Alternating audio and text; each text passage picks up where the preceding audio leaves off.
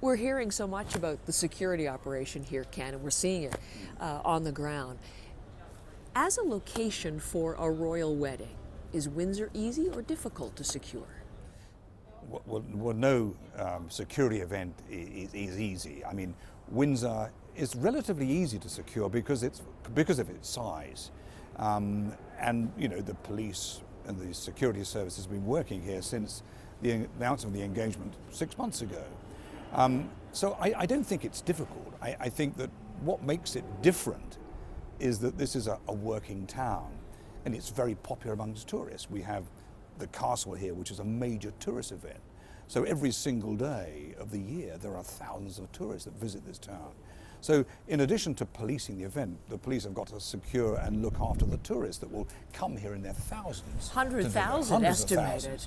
But I think, you know, the journey, once William and Kate leave this castle, literally behind me, and then travel this short distance in an open carriage, for the next 3 or 4 minutes will be a very testing time for the security operation. So is that carriage procession, is that the most vulnerable moment? That is the most vulnerable moment simply because, you know, I don't know anywhere else in the world that two high-profile individuals drive in a horse-driven carriage that is open. You know, they're so vulnerable to missiles being thrown. They're so vulnerable to the lone attacker that might try to climb the railings to make a point, whatever. So it's that short journey from here to the long walk, which in my view becomes a less vulnerable point because of the open spaces, etc.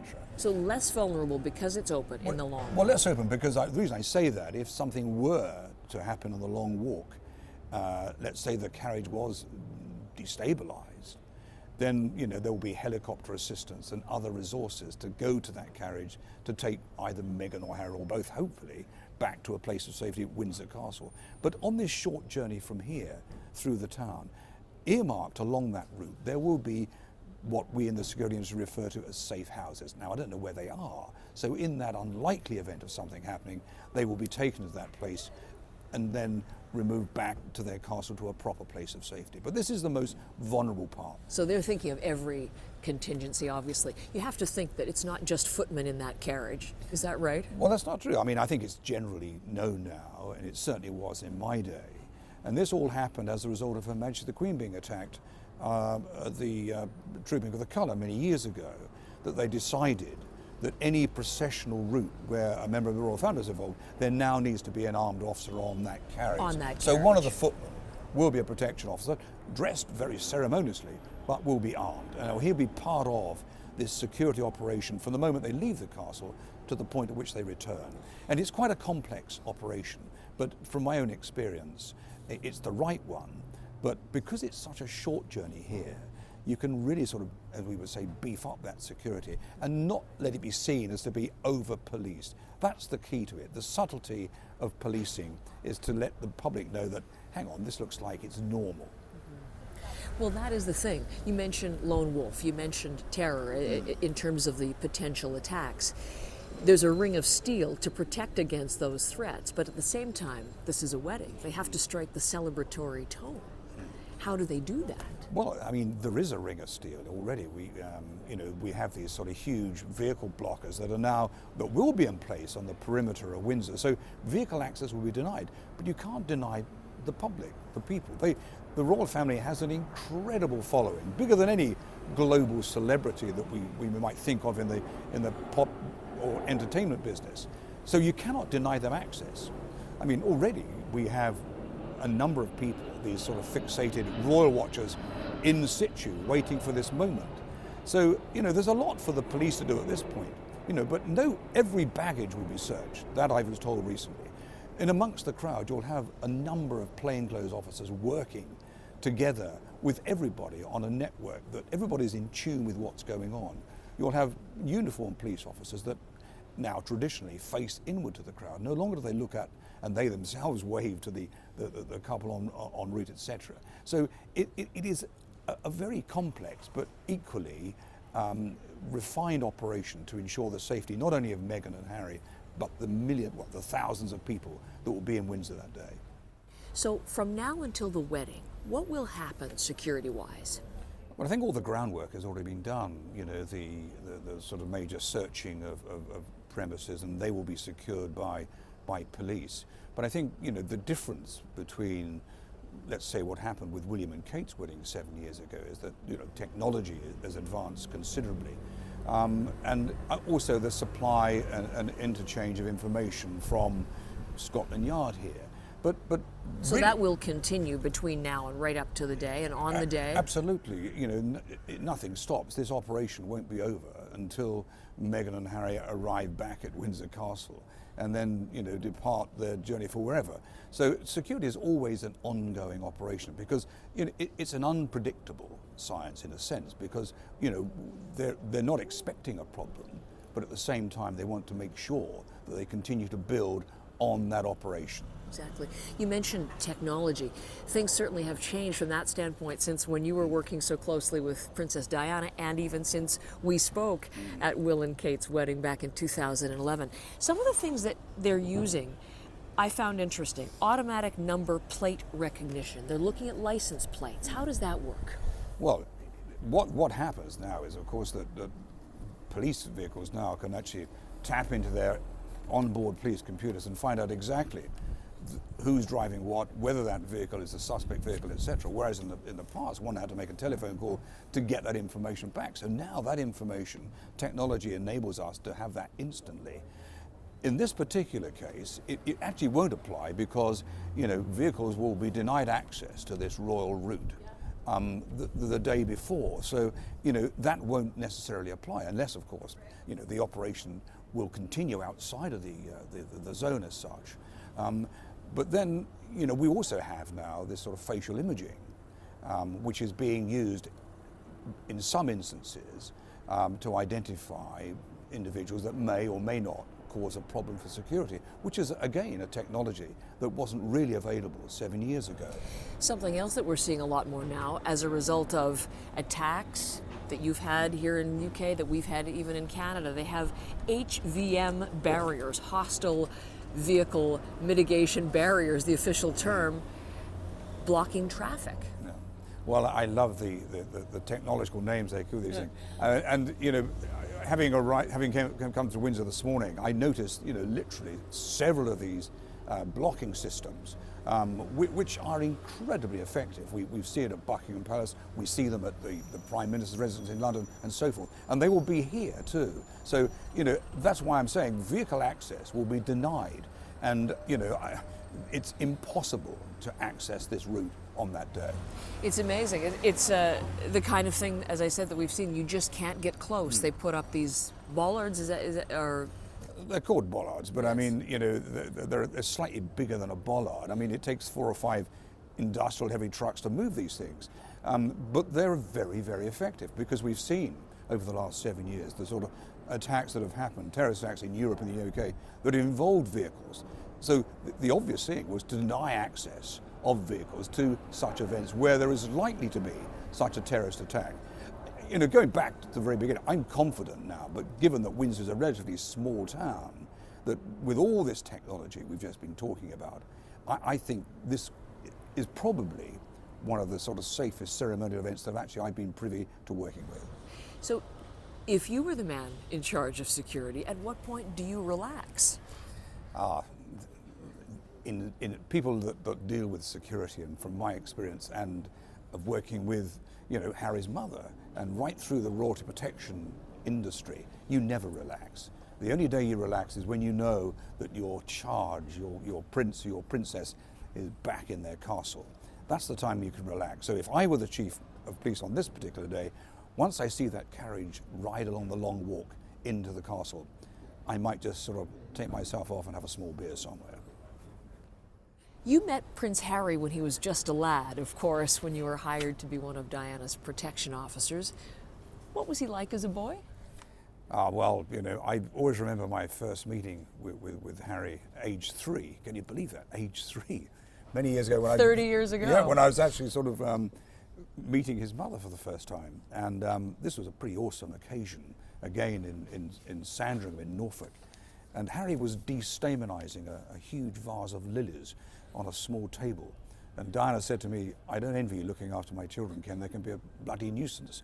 At which point William turned round, attempting to play a piano, and Harry said, or barely said, "No, we're not," fell off this table. The glass smashed behind him and ran off. And I hadn't said anything to Diana. And I thought, hang on, this kid looks quite interesting. And that's how it was. And that was my first memory, but there were many anecdotal journeys I had with him. Rambunctious, Well, fun. he was fun. I mean, almost a carbon copy, really, of his mother. That's interesting, because she always talked about how she wanted to take special care of Harry the spare because William the heir was already looked after, and she smothered him with love. What do you remember of their relationship? Well, their relationship was fantastic. I mean, but to be fair to Diana, I mean, she did share her love. Though I don't, you know, most parents tend to pick out one or the other as their favourite, but she was pretty clever. I mean, she gave both of them, you know, the same amount. I remember a very interesting story, travelling down to Highgrove, their house in the countryside, one Friday night, which was a regular occurrence. And Harry had been playing up. The nanny was sat in the middle of the back seat. William's one side, Harry's the other. And Harry was continually being told to shut up. And eventually, he looked across to William, who was rather sort of nonplussed by it all. And Harry said in his sort of just William voice, "It's all right for you," he said. "You will be king one day and I won't, so therefore I can do what I want." And this was a 4 or 5-year-old. And I remember Diana driving, thinking, and she said, "Where did he get that from?" But interesting enough, you know, they as two people, two brothers, and it's clearly obvious now that William's going to be his best man. They're always the best of friends. And I suppose when you're fairly isolated as a royal family, you really need your brothers and your sisters to be close by. But Harry was such a fun guy to be with, and I think that what's for me was interesting that literally post Diana's death and after William's marriage, when Harry and he left the military, the services, decided, look, what do we do next? And here they are now working as two leading members of the British royal family. And what have they done? They've literally picked up the template of their mother and carrying out these humanitarian causes. He has said on occasion that he still thinks of her all the time, that he hopes that she knows the kinds of things that he is doing. Where do you see her influence in him today? I think Diana's influence on both of her children. I mean, let's not forget that you know, during her troubled marriage, you know, in the 80s into the 90s, you know, she virtually had sort of sole parental responsibility. And that's not a criticism of the prince, it's just that he saw that his children were probably happier at that time in the company of their mother. And so Diana was very influential and on their upbringing. Politeness, you know, treat everybody as yourself, you know, and the royal family as such tended to be rather distanced from the staff. Diana wanted to make sure that the royal household was an integral part of the upbringing of her children. They were able to roam the butler's pantry, roam the kitchen, go to the chauffeur's garage and so forth. So Diana was insistent they had this contact with what she would often refer to as the real people. And I think that's what we see now with William and Harry. And I would say more so Harry, who doesn't have the accent of his father. I mean, you could lose Harry in a boys' rugby club somewhere and you wouldn't know that he was a member of the royal family. So it's that influence from Diana. That common touch. That common touch, yes. that there's all part of this modernization of the British royal family. What do you think Diana would think of the man Harry's become? She would think he's amazing. She would see him as a carbon copy. You know, I'm still there, you know, in the shape of my son. I would say she loved both of her children. And that was her role in life. There were two objectives of Diana's life. A, to support the Queen in the work that she did. And secondly, you know, raise and love her two children, which she did. And not always necessarily in that order. But as far as Harry is concerned, the fact that he's married a woman of his choice, nobody planted Meghan before him. Because she herself, effectively, you could argue, was the last of the arranged marriages. And as we know, arranged marriages very rarely work. But Harry found Meghan in the way that William found Kate. And she would have liked that. And the very fact that she is American, because Diana loved the American. Just imagine that here is Meghan of mixed race heritage marrying my son. Hey, how lucky am I? And she would have loved that moment for that reason. Prince Harry has said Diana would love Meghan, that they would be the best of friends. What do you think Diana would think of Harry's choice of bride? Perfection for him. It's just up Harry's street.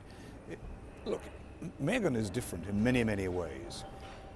We've never had an actor walk into this royal family before, and that's a good idea, because actually royalty is all about performing. You know, this is a repertory company. You know, when they walk out of those gates, you know, you're on stage all the time. And the great advantage for Harry and Meghan is the fact that his wife-to-be is going to be that consummate performer. I remember vividly her first public engagement here in England, in Nottingham.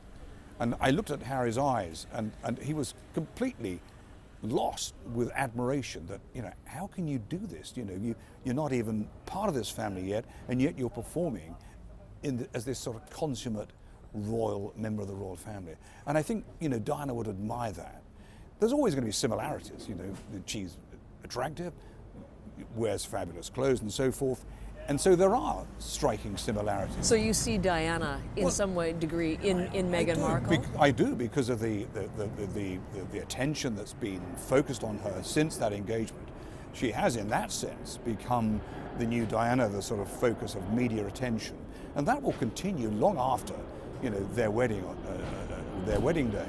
So the similarities are striking. But I think Diana would admire her for actually taking hold of what is a very difficult problem, to suddenly land on the sort of footplate of this castle here and then carry on as though nothing's happened. This is a daunting experience for anyone.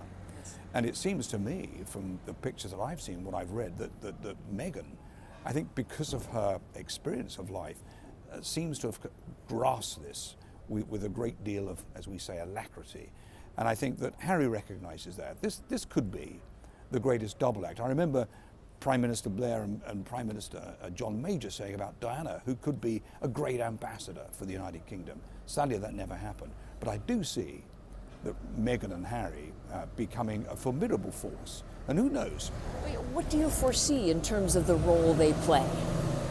Well, the role they play is simple. It has to be working primarily for the British royal family. You know, Harry and William left the military.